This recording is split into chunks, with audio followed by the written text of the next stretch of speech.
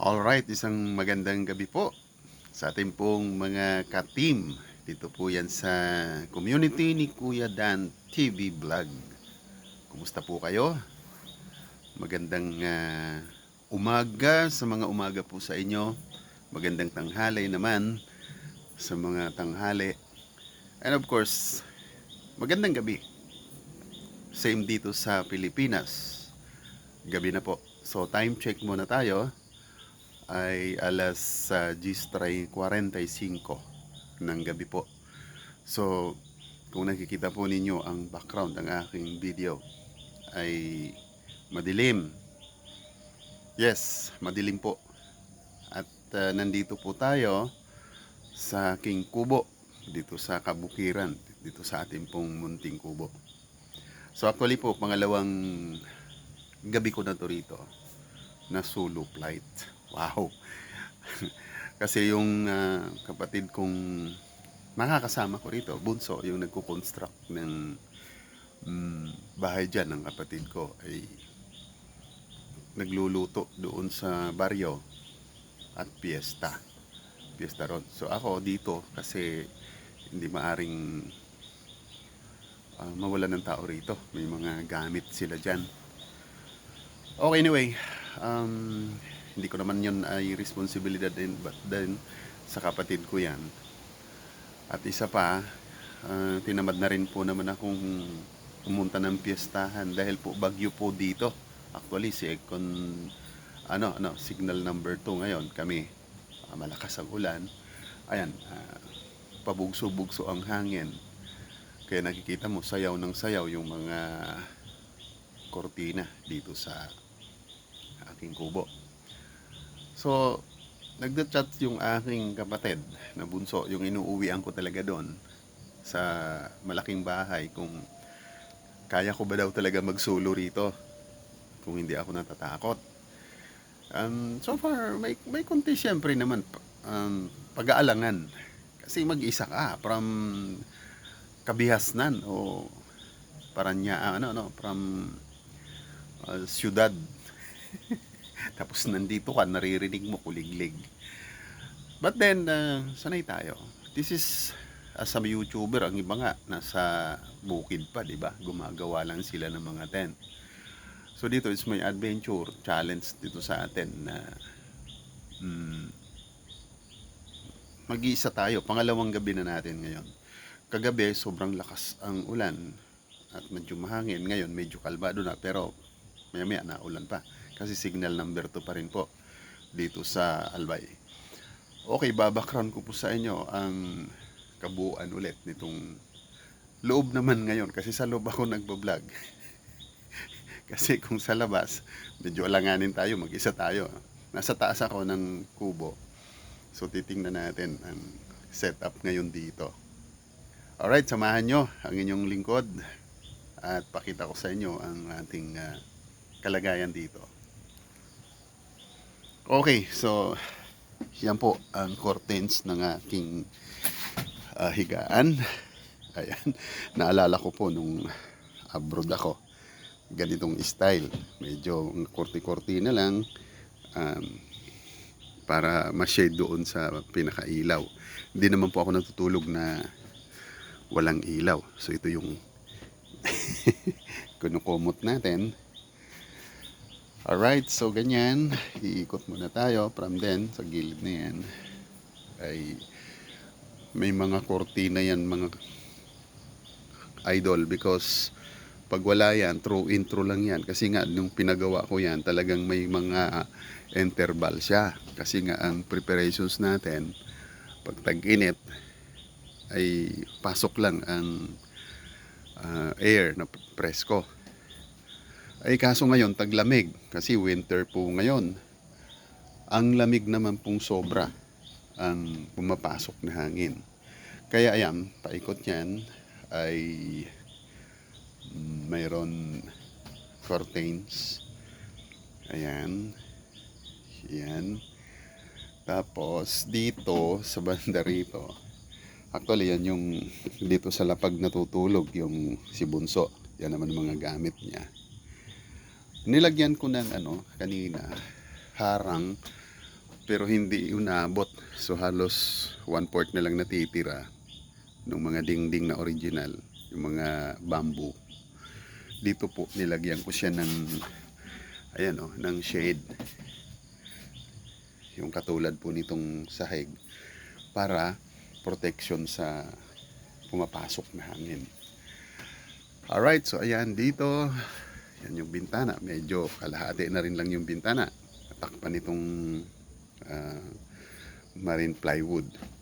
At si Bunso, kung naalala po ninyo, nung pinabakasyon ko sila rito, nasa labas yan.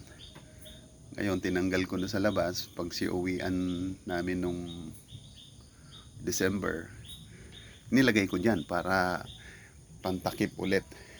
Almost kalahati dito. Para ayun, yung hangin nga ay hindi masyadong pumasok. Kasi po, sobrang lamig po rito.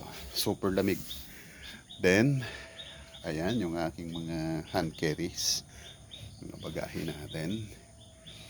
So, buksan natin, tingnan natin ang baba. Kung kaya natin makita. Kasi may ilaw naman. At dyan, dito po ang aking small terrace. Kita nyo na yan. Siyempre, meron akong bantay. Ayan. Kunin natin tong ilaw para makita natin. Meron ako ditong solar na rechargeable na ilaw. Ayan po sila, oh. Oh, yung mga barkada kung hindi ako iniiwanan. Dito talaga sila sa terrace nakahiga. Itong magnanay na to. Kasi nanay niya, ayan si ano, oh. Ayan. Black. Tapos ito naman yung si namimilay siya kasi habulan sila ng habulan kanina. Alright, din dun sa baba yun, dun sa pinaka ano dyan sa background ay nandoon yung tatlo at doon naman sila nakahiga sa mesa. Ayan, hindi nyo makikita because madilim talaga. Kaya hindi natin pwedeng ma-vlog. Siguro by next vlog natin pakikita ko na yung mga iniwanan natin ditong mga tanim-tanim, mga vegetable, mga root crops. Makikita natin by next vlog natin. So dito lang muna ako sa taas. Suli muna natin tong ilaw dyan para sa baba. Medyo high elevated kasi ako mga idol, kaya hindi na natin makikita ang baba, madilim na. So dito sa bandang side dito, ganun din, wala na kayong makikita dyan, no? Kalawakan na, kadiliman. So ganun po dito kadilim. Isipin mo, mag-isa ako, ang kapitbahay, ang mga distance namin siguro mayroon mga 200 meters ang lalayo na rin.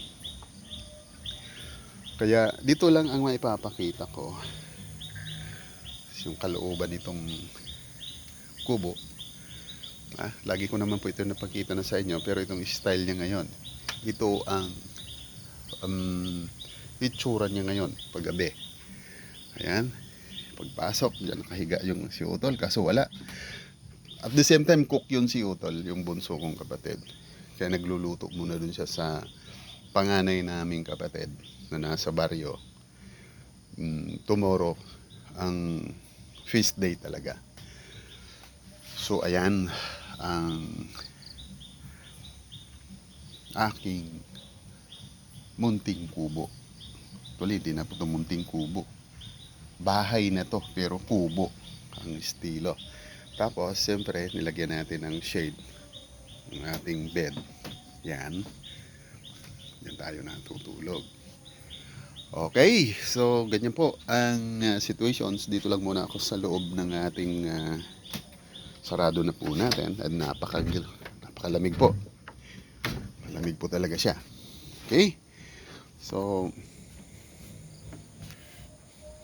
yan na muna ang aking ibabahagi po sa inyo.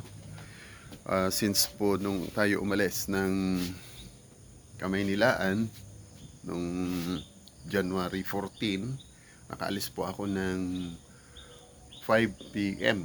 nung January 14, dumating po tayo ng Ligao o dito sa Albay ay 4:45 ng January 15 na. So ngayon is January 17. So 15 ng gabi, dito na ako natulog mag-isa. No. 15 ng gabi, andito pa si Utol, dalawa pa kami rito natulog. 16 ng gabi, mag-isa na ako. At ngayon, January 17. Okay, kaya ni Kuya Dan? Kaya. Kasi last night, nakatulog na ako rito. Tapos nagising tayo. Kung ang naririnig niyo ngayon ay kung ano-anong mga tunog yan,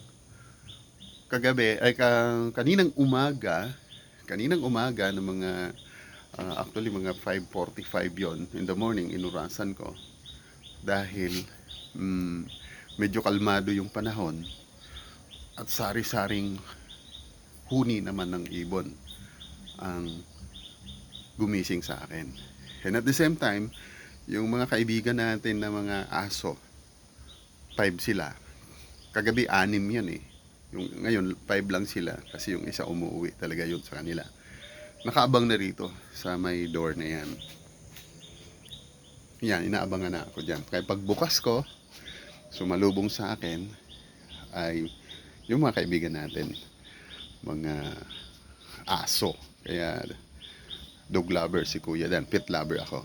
So paano akong dito natatakot? Ha?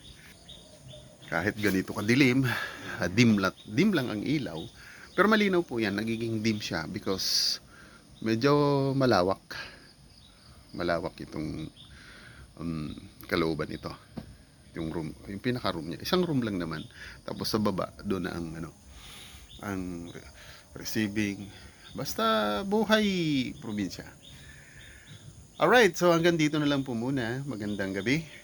Mega love shoutout syempre sa aking mga minamahal na mga members, super chatters natin, at of course yung mga taga-suporta natin na walang sawang sumusubaybay sa ating mga vlog, sa ating pong mga live. So ayan, 2 times na akong absent sa aking live stream. So hopefully mga ilang araw pa kita-kita po tayo sa live ni Kuya Dan. Alright, God bless us all.